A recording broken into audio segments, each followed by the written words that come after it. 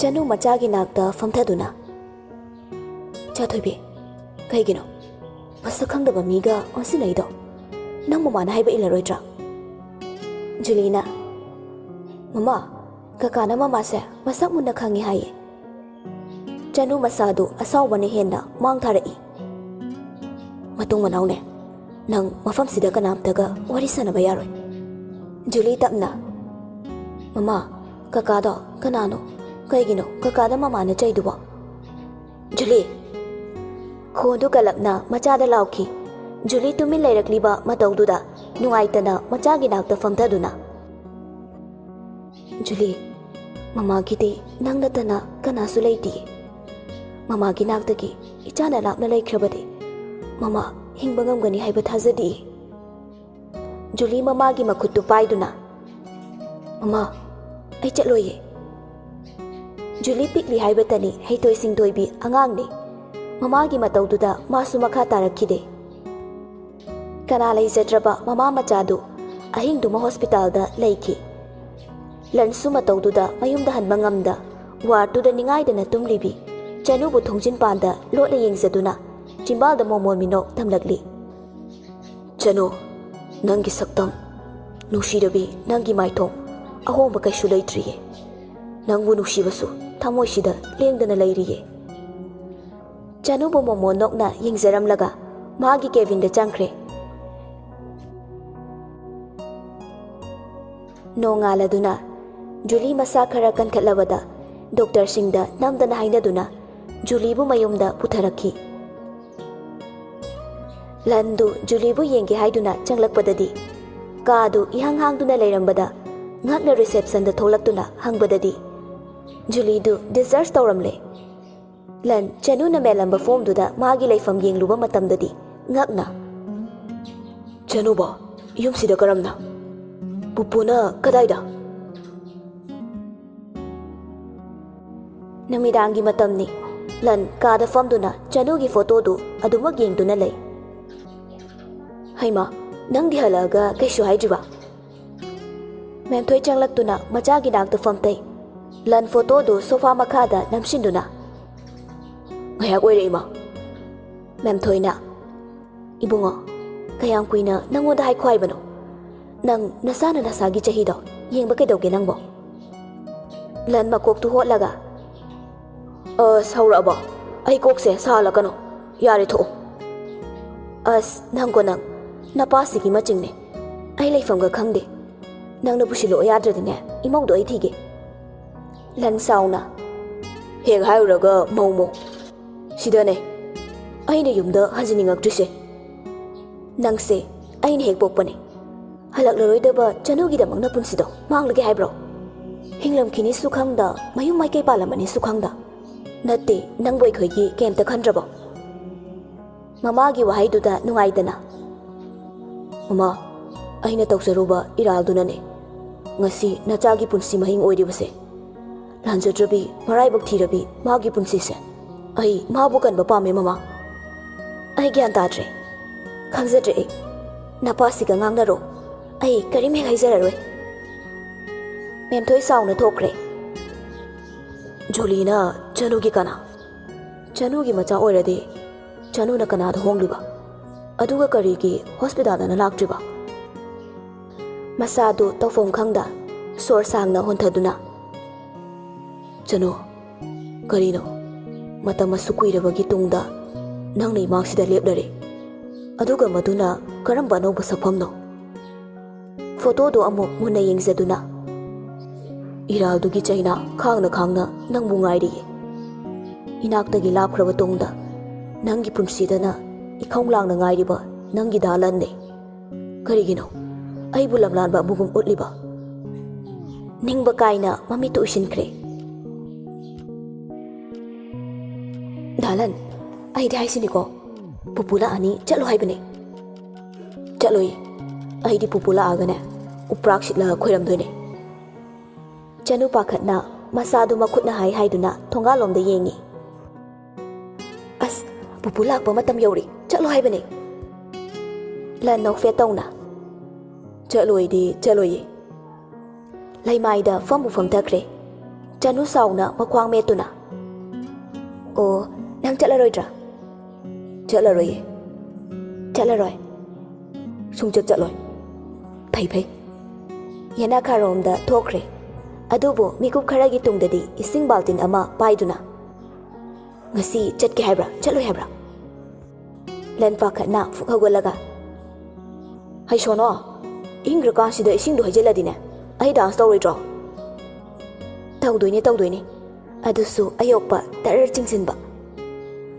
Lan nokfe tawraga changsinduna. Ado chalageba. Maishida papi imta tawbiyoba. Acha. Seba aduga chalage. Atai kem thaijaroye. Promise. Chanu nokfe tawraga langi khazaidu chupi. Lan khangaude makhazaidu paiduna fuk hagolakpa. Adubu chanu mangda leplandrabada amuk famthazaduna. Chanu onthongnasu mangau thirakpaniko. Nang aigi fazaraba nushiraba mari aina wakhal tarudabana. Ngasidi turelgi wangmada chenba ichengu tinadana leireko. Juli kanano haiba thigadaba yade. Juli gi mapana kana. Karamna Juli bu chanu gi macha. Numit kharani di hausinkre. Juli su masa khara kankhatle. Nongma nungthilgi talakni. Lan chanu na lairiba khundu tamna haitharagle. Chanu gi thongalda haifet chepthaduna yenglui. Chanu fi saduna amadi makada fak ama thaduna lairik pari bi Juli bu haifet yenglamduna. Thaina mana hek changkiba dukandu tamna changlaktuna. Ine kamdorige.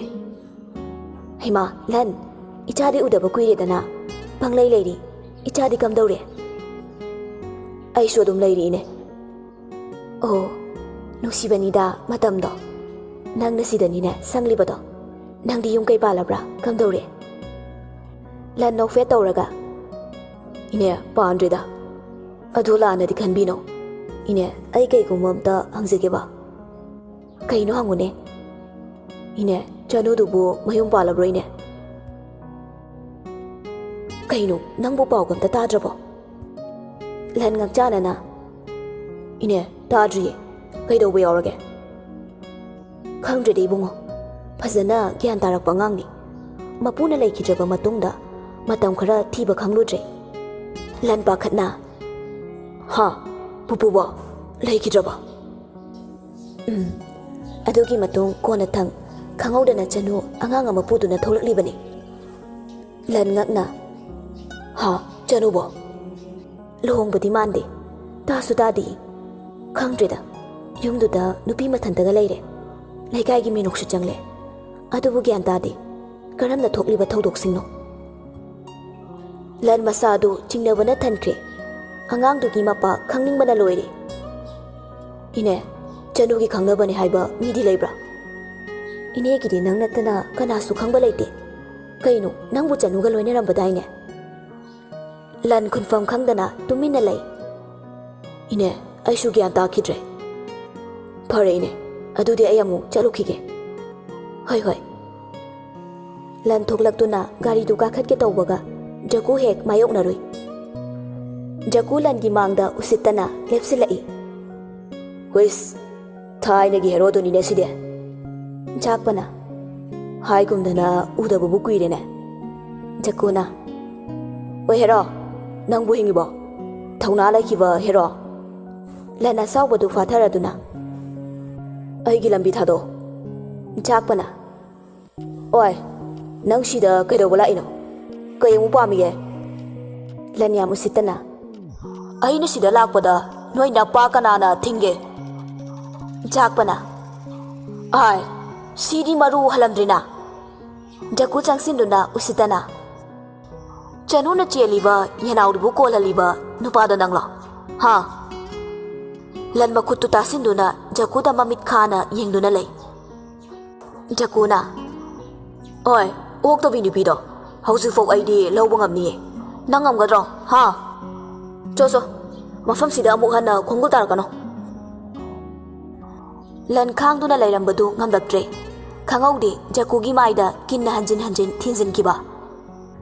Oi ꯖꯥꯛꯄ ꯂꯥꯎꯗꯨꯅ ꯆꯦꯟꯁꯤꯜꯂꯤ ꯑꯗꯨꯕꯨ ꯂꯟ ꯁꯥꯎꯅ ꯃꯈ꯭ꯌꯥꯠ ꯆꯤꯛꯇꯨꯅ ꯖꯥꯛꯄꯒꯤ ꯊꯕꯥꯛꯇ ꯀꯥꯎꯈꯠꯂꯝꯂꯒ ꯖꯀꯨꯕꯨ ꯃꯉꯛ ꯆꯞꯇꯨꯅ ꯅꯪꯒꯤ ꯀꯔꯤ ꯅꯇꯤꯛ ꯂꯩꯗꯅ ꯆꯅꯨꯗ ꯑꯗꯨꯒꯨꯝꯕ ꯋꯥꯉꯥꯡ ꯁꯉꯥꯡ ꯍꯟꯖꯤꯟ ꯍꯟꯖꯤꯟ ꯀꯤꯟꯅ ꯊꯤꯟꯖꯤꯟꯈꯤ ꯂꯩꯀꯥꯏꯗꯨꯁꯨ ꯃꯤ ꯇꯤꯜꯂꯝꯕꯅ ꯆꯦꯟꯊꯣꯔꯛꯇꯨꯅ ꯈꯥꯝꯗꯣꯛꯂꯤ ꯆꯅꯨ ꯐꯤ ꯁꯥꯔꯝꯕꯗꯒꯤ ꯊꯣꯡꯒꯥꯜꯗ ꯃꯤ ꯂꯥꯡꯕꯒꯤ ꯃꯈꯣꯜꯗꯨꯗ ꯌꯦꯡꯅꯤꯡꯗꯨꯅ ꯊꯣꯛꯂꯛꯂꯤ ꯂꯩꯀꯥꯏꯒꯤ ꯑꯍꯜ ꯈꯔ ꯊꯣꯛꯂꯛꯇꯨꯅ ꯈꯥꯝꯗꯣꯛꯂꯤ ꯂꯟꯗꯤ ꯑꯍꯜ ꯂꯃꯟ ꯊꯣꯛꯂꯛꯄꯗꯨꯗ ꯇꯨꯃꯤꯟꯅ ꯂꯩꯊꯣꯔꯛꯄꯅꯤ ꯊꯣꯡꯒꯥꯜꯗ ꯆꯅꯨ ꯂꯦꯞꯇꯨꯅ ꯂꯩꯔꯝꯕꯗꯨ ꯎꯕꯗ ꯇꯨꯃꯤꯟꯅ ꯂꯦꯞꯈꯤ 이붕어 그리기노 낭나 레카이시다 미 카나두데 떠오리시보 낭부 레카이시 까얌 요온게 하이버노 자꾸 싸우나 요리자 에이너로 하 레카이시기 자수 얼리버시디 까나노 봄나막샤 마두기 마포마랑 캉더비 짜누나네 란 싸우나 자꾸데 라우레이 짜누 강아우디 마피 따키바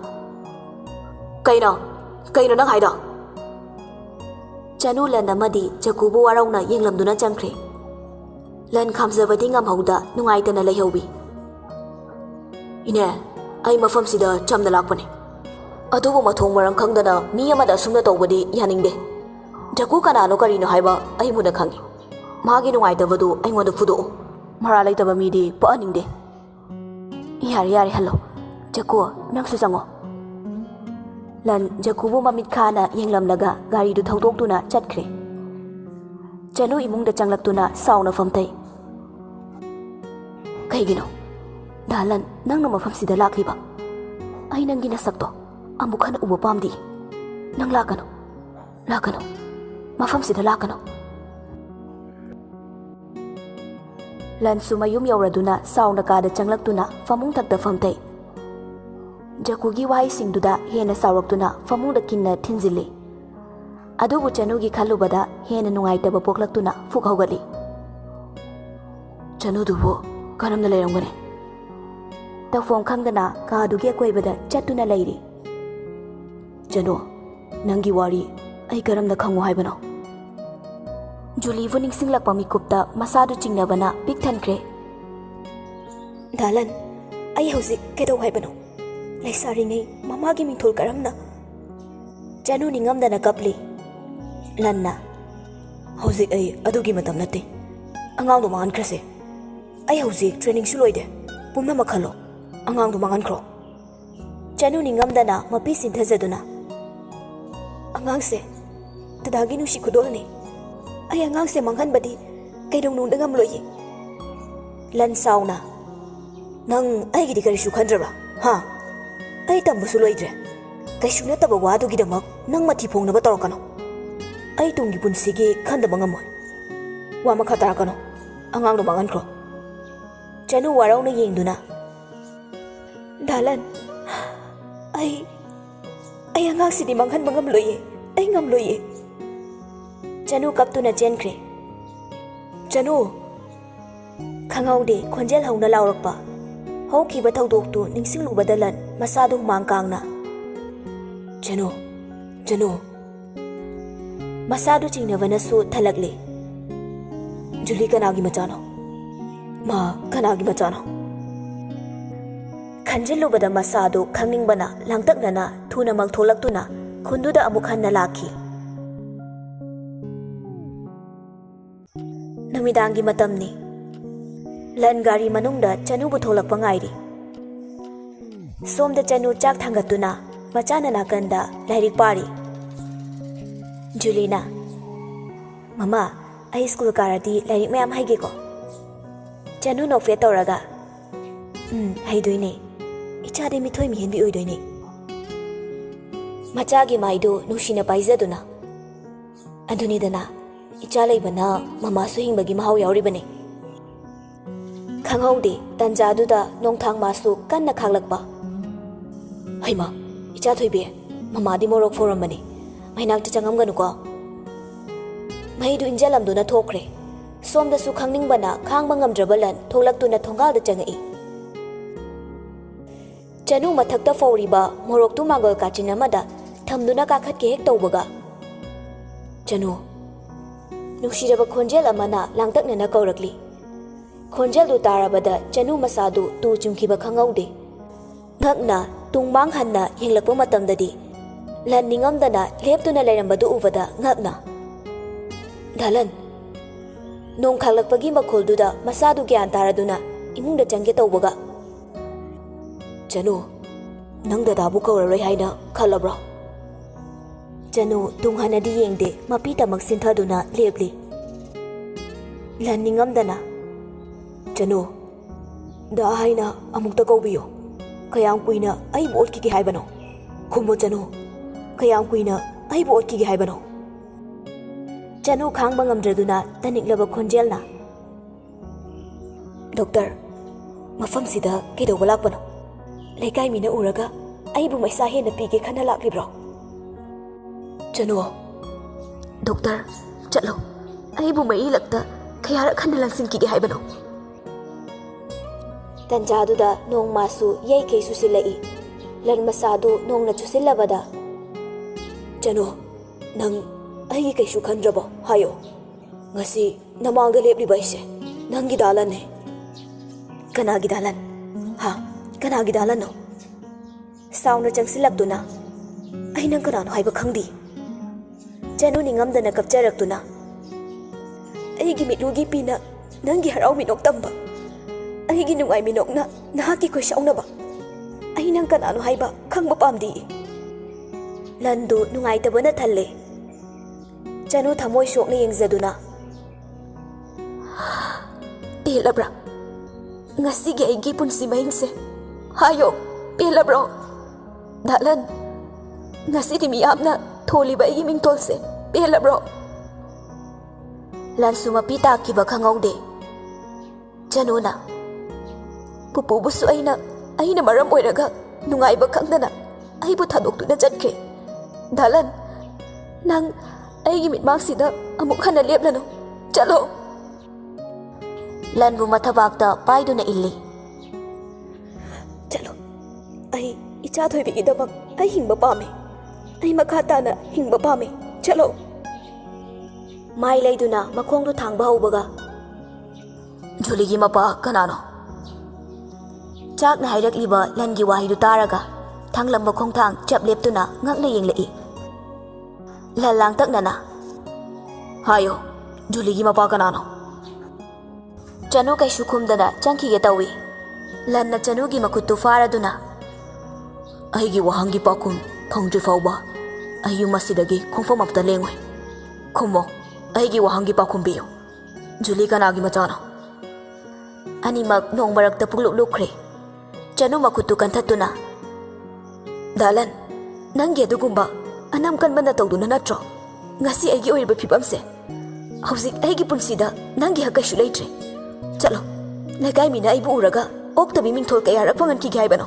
chalo lan sound na laurei lakning mami laksano thoning ba mingthol thongsano juri gi mapa kana no hayo ai kana bu suki di khumo khonjel du da juli su pakhana chenthorei lan gi mamai da khupang na thaki ba khangaude mane juli nangi na chane sound na fatha wangam duna hairaki Janu gi wahaidu tabada lan khongthang ani tunghan kiba khangaude ha Juli ai gi cha pirang lagta momon noktuna chang hairakhi Janu kapna saun hairei icha thoi bi gi hakchang da nangi iche labasu ai gi cha gi mafam dadi nangi hakka shulaiti Janu ningamdana kapchaduna ima icha gi punsida nangi hakka shulaiti chalo mafam sida amuk khana lakano lan lemai thakta famthaza ningamdana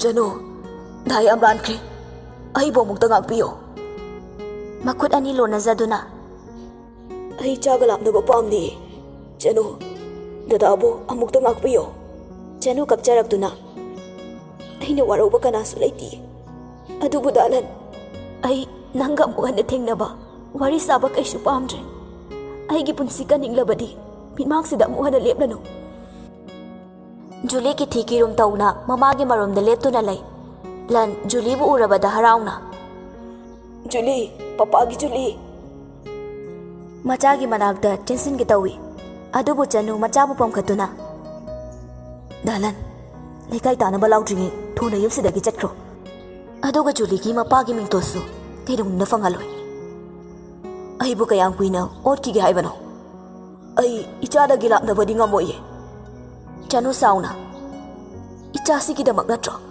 nangi punsidagi ai bu lakna intoki bado ichasi gi damak natro pupuna ai bu thadoktuna chatki basu ichasi gi damak natro ai na mafam marang khangdana chatki ba ichasi gi damak natro sauna kudom bisingduna matam amada nang ai gi dalan oirabasu hausikti nang ai gi punsida khwaidagi eknabane